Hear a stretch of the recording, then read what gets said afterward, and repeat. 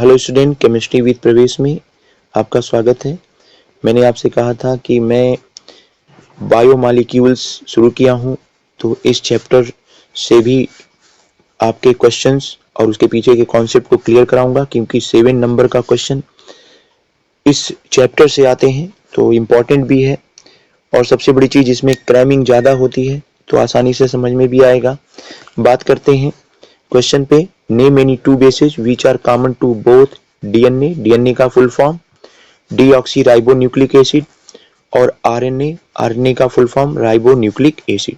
तो दो बेसिस बताने हैं। इसके दूसरे पार्ट में देखिए, which vitamin deficiency causes bone deformities in children. तो इस पे ऑलरेडी वीडियो बना हुआ है। ये विटामिन डी और जिसकी कमी से रिकेट्स को ही, विटामिन डी की कमी से एक डिफिशियंसी डिजीज होती है जिसको रिकेट्स बोलते हैं, और रिकेट्स को ही बोन डिफॉर्मिटीज इन चिल्ड्रन की बात की जाती है। और फिर नेक्स्ट देखिए, दिया गया है परनीसस एनीमिया दिया गया। परनीसस एनीमिया क्या है? देखिए, ये बी कॉम्प्लेक्स की अगर हम बात करें, विटामिन बी कॉम्प्लेक्स, तो विटामिन बी कॉम्प्लेक्स में अनेक बी विटामिन है, और इस वीडियो में भी हम चर्चा करेंगे। चलिए, और इसके अलावा देखिए क्या दिया गया है। Why do amino acid show amphoteric behaviour and what happens when D glucose is treated with hydroxyl amine. तो इस पे हम किसी अलग वीडियो में बात करेंगे। ऊपर के दो क्वेश्चन के कॉन्सेप्ट को क्लियर कराना है, तो बिना देरी करते हुए आगे बढ़ते हैं। सबसे पहले देखिए क्या है कि आपको समझना पड़ेगा कि बात की जा रही है न्यूक्लिक एसिड की, बात की जा रही है न्यूक्लिक एसिड की। आपको गाइस पता होना चाहिए ये न्यूक्लिक एसिड कहाँ होता है। ये न्यूक्लिक एसिड आपका न्यूक्लियस में होता है। ये न्यूक्लिक एसिड कहाँ होता है? न्यूक्लियस में। और आपको पता है न्यूक्लियस में एक स्ट्रक्चर होता है, न्यूक्लियस में एक स्ट्रक्चर होता है जिसको हम क्या कहते हैं? जिसको हम क्रोमोसोम कहते हैं, जिसको हम क्रोमोसोम कहते हैं। और ये क्रोमोसोम किसका बना होता है? क्रोमोसोम प्रोटीन का बना होता है, हिस्टोन प्रोटीन। और इसके अलावा ये न्यूक्लिक एसिड का बना होता है, न्यूक्लिक एसिड का बना होता है। तो इसी न्यूक्लिक एसिड पे चर्चा करनी है। कलर चेंज करें, कलर बिल्कुल नहीं मैच कर रहा है। तो देखिए, न्यूक्लिक एसिड इसीलिए लिखा गया है, बायोलॉजिकली इंपॉर्टेंट पॉलीमर्स होते हैं। न्यूक्लिक एसिड क्या है? पॉलीमर है, बायोलॉजिकली इंपॉर्टेंट पॉलीमर्स। पॉलीमर्स किसको बोलते हैं? जो किसी रिपीटिंग यूनिट यानी मोनोमर के बने होते हैं। मोनोमर वही रिपीटिंग यूनिट, जो किसी मोनोमर्स से बने होते हैं उनको हम पॉलीमर्स कहते हैं। तो ये पॉलीमर्स है, और ये लिविंग सेल में प्रेजेंट पाए जाते हैं, लिविंग सेल में पाए जाते हैं। तो देखिए, 2 टाइप्स ऑफ न्यूक्लिक एसिड होती है, बात ही कर दिया था। एक आपकी डीएनए होती है, और जिसको डीऑक्सी राइबो न्यूक्लिक एसिड कहते हैं, और एक आपकी आरएनए होती है जिसको हम राइबो न्यूक्लिक एसिड कहते हैं। राइबो न्यूक्लिक एसिड कहते हैं, राइबो न्यूक्लिक एसिड। ओके, चलिए आगे चलते हैं। अब देखिए क्या है कि कंपोजिशन ऑफ न्यूक्लिक एसिड की बात की जाए, तो इसमें दिया गया है कि कंपोजिशन, जो रिपीटिंग यूनिट होती है वो न्यूक्लियोटाइड्स है, और इसको रिपीटिंग यूनिट को एक साथ हम क्या बोलते हैं? पॉलीन्यूक्लियोटाइड बोलते हैं। यानी हमें न्यूक्लियोटाइड के बारे में जानना पड़ेगा। अगर हम डीएनए के बारे में जानना चाह रहे हैं तो न्यूक्लियोटाइड क्या है उसके बारे में जानना पड़ेगा। तो देखिए, न्यूक्लियोटाइड की बात करें तो न्यूक्लियोटाइड में 3 कंपोनेंट है। एक नाइट्रोजन कंटेनिंग हेट्रोसाइक्लिक बेस। अच्छा देखिए, हेट्रोसाइक्लिक स्ट्रक्चर क्या होता है? अगर हम हेट्रोसाइक्लिक स्ट्रक्चर की बात करें, बेस तो बात करेंगे, हेट्रोसाइक्लिक स्ट्रक्चर की बात करें तो हेट्रोसाइक्लिक स्ट्रक्चर क्या होता है कि जनरली क्या होता है, अगर चेन में कार्बन है तो ठीक है, वो होमोसाइक्लिक होगा। लेकिन इस कार्बन के अलावा अगर नाइट्रोजन आ जाए, ऑक्सीजन आ जाए, सल्फर आ जाए, तो इसको हम हेट्रोसाइक्लिक स्ट्रक्चर बोलते हैं। तो इसका मतलब एक ऐसा बेस जिसमें नाइट्रोजन उपलब्ध हो उसे हम हेट्रोसाइक्लिक बेस बोलेंगे। इसके अलावा इसमें 5 कार्बन की शुगर होती है, और इसमें एक फास्फोरस ग्रुप लिखा है, मतलब फास्फोरस ग्रुप नहीं, इसको हम कहेंगे फास्फेट ग्रुप। इसमें एक फास्फेट ग्रुप भी मौजूद होता है। चलिए आगे चलते हैं। नाइट्रोजन कंटेनिंग हेट्रोसाइक्लिक बेस की बात कर लें तो देखिए, नाइट्रोजन कंटेनिंग हेट्रोसाइक्लिक बेस ये 2 होती हैं, एक प्यूरीन है, एक पिरिमिडीन है। और सबसे इम्पॉर्टेंट बात जो कहनी है कि अगर आप इनके स्ट्रक्चर को देखेंगे तो इनके स्ट्रक्चर में आपको क्या दिखाई देगा। पिरिमिडीन में एक सिंगल हेट्रोसाइक्लिक रिंग मिलती है, वहीं प्यूरिन में आपको 2 फ्यूज रिंग मिलती है। और देखिए, और इससे अलावा क्या है, आपकी एडेनिन आपकी एडेनिन और आपकी ग्वानिन ये क्या है, ये प्यूरिन है, ये प्यूरिन है, सब्स्टिट्यूटेड प्यूरिन है। और वहीं अगर हम बात करें, किसकी बात करें, साइटोसिन की बात करें, साइटोसिन हम बात कर लें यूरेसिल की, ये यूरेसिल आरएनए में होता है थायमिन के स्थान पे। और थायमिन की बात करें तो थायमिन ये आपकी क्या होती है, थायमिन की बात करें तो थायमिन डीएनए में होती है। तो यहाँ लिखा गया है purine, adenine and guanine and pyrimidine cytosine are found in both polymer DNA and RNA, DNA and RNA. तो अगर ये पूछा जाए कि कौन सा बेस डीएनए और आरएनए में है, जैसा पूछा ही गया है, तो आप लिख सकते हैं एडेनिन, ग्वानिन और साइटोसिन। ठीक है, अभी हम इस न्यूक्लिक एसिड में थोड़ी सी चर्चा और करेंगे। तो हम आते हैं शुगर की बात करें। देखिए, इसमें दो तरीके की शुगर होती है। आरएनए में बात करें तो राइबोज शुगर होती है, ये पेंटोज शर्करा है। और डीएनए की बात करें तो ये भी पेंटोज शर्करा है, ये डीऑक्सी राइबोज होती है, ये डीऑक्सी राइबोज होती है।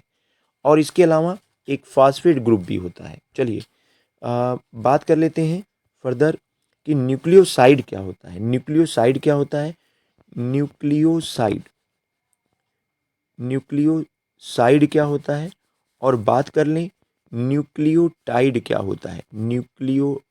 न्यूक्लियोटाइड क्या होता है। तो देखिए, न्यूक्लियोसाइड ये किससे, जब कोई भी मॉलिक्यूल नाइट्रोजन बेस, चाहे वो प्यूरिन हो जैसे एडेनिन है, या फिर वो चाहे ग्वानिन हो, चाहे वो साइटोसिन हो, चाहे वो थायमिन हो, जब भी ये शुगर से जुड़ते हैं, ये चार बेस हैं, जब भी ये शुगर से जुड़ते हैं, अगर ये शुगर से जुड़ गए तो इस स्ट्रक्चर को हम क्या बोलेंगे, इस स्ट्रक्चर को हम न्यूक्लियोसाइड बोलेंगे। और चार तरीके के इस तरीके से adenosine deoxyribose, guanosine deoxyribose, cytidine deoxyribose, thymidine cytidine deoxyribose और थाइमिडीन डीऑक्सीराइबोज, चार तरीके के आपके न्यूक्लियोसाइड बनते हैं। ओके, और फर्दर देखिए दिया गया है कि आरएनए में जो न्यूक्लियोसाइड होती है और डीएनए में जो न्यूक्लियोसाइड होती है वो दो मानने में डिफरेंट होती है। क्यों, शुगर आरएनए में राइबोज होती है, शुगर डीएनए में डीऑक्सीराइबोज होती है, न्यूक्लियोसाइड में यूरेसिल होता है, मतलब यूरेसिल प्लस शुगर, और ये कहलाता है uridine ribose, uridine ribose sugar कहलाता है। तो फिर आगे फर्दर बात करें, न्यूक्लियोटाइड्स की बात कर लें। अब क्या हुआ, अगर एडेनिन के साथ शुगर जुड़ी हुई है तो ये आपकी क्या है, ये आपकी है न्यूक्लियोसाइड, राइट। अगर अगर इसी में एक फास्फेट ग्रुप को जोड़ दिया गया, एक फास्फेट ग्रुप को जोड़ दिया गया, तो ये स्ट्रक्चर अब आपका क्या कहलाएगा, ये स्ट्रक्चर कहलाएगा न्यूक्लियोटाइड कहलाएगा, ये स्ट्रक्चर न्यूक्लियोटाइड कहलाएगा। तो वही लिखा गया है कि जब बेस शुगर फास्फेट जुड़ते हैं तो चार तरीके के आपके बन जाएंगे, एडनोसिन एडनोसिन डीऑक्सीराइबो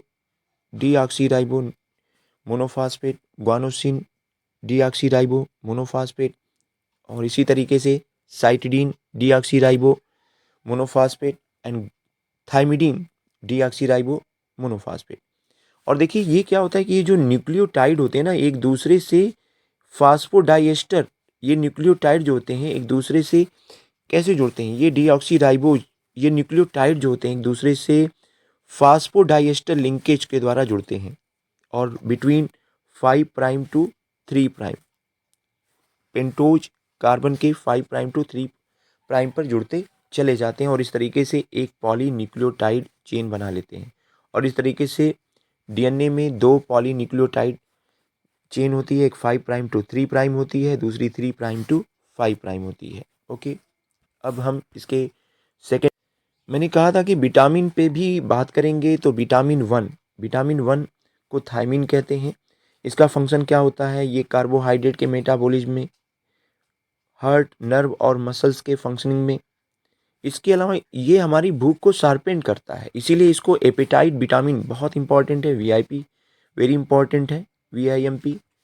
और इसीलिए आप इसको याद रखिएगा, एपेटाइट विटामिन कुछ दिया जाए तो विटामिन B1 को ही देते हैं। और इसकी डिफिशियंसी से जो डिजीज होती है उसको हम बेरी बेरी कहते हैं। फिर हम विटामिन B2 की बात कर लें। विटामिन B2 हमारा क्या है, राइबोफ्लेविन है।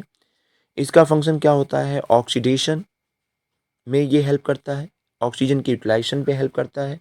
और देखिए ये कार्बोहाइड्रेट और प्रोटीन की मेटाबॉलिज्म में भी हेल्प करता है। जहाँ ये सिर्फ कार्बोहाइड्रेट के मेटाबॉलिज्म में हेल्प है, वहीं ये कार्बोहाइड्रेट और प्रोटीन के मेटाबॉलिज्म में हेल्प करता है। फिर फर्दर हम बात करें कि ये हमारी क्या होती है, जो हमारी विटामिन B2 है, ये नॉर्मल फंक्शनिंग ऑफ द आई में भी हेल्प करती है। डिफिशियंसी ऑफ विटामिन B2 से किलोसिस होता है। नेक्स्ट विटामिन की बात करें तो विटामिन B3 है, जिसको निएसिन कहते हैं।